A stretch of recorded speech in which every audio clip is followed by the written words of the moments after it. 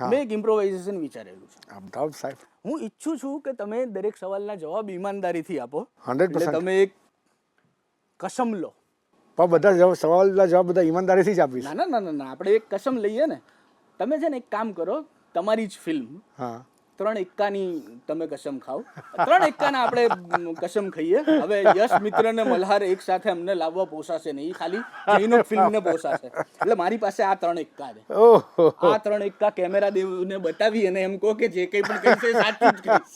Seriously Yes. યાર, yes જે પણ કહીશ એ સાચું જ કહીશ. Yeah please, yes we can go at.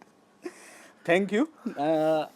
છેલ્લો દિવસને છે ને હું ગુજરાતી ફિલ્મ ઇન્ડસ્ટ્રીની ગેંગ્સ ઓફ વાસેપુર કહું છું. ઓહ, જોનરની દ્રષ્ટિએ નહીં, પણ એના કાસ્ટિંગની દ્રષ્ટિએ મેં એ વાસેપુરમાં નોટ કર્યું હતું કે વાસેપુરમાં જેટલી પણ કાસ્ટ હતી ને એ તમામ આજે એ લિસ્ટર સ્ટાર છે.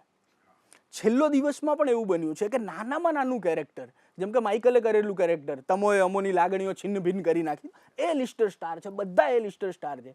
તો એવું ક્યારે બન્યું છે કે જે લોકોને તમે સ્ટાર બનાવ્યા છે એ આજે આમ થોડા ઘણા ટેન્ટ્રમ બતાવતા હોય?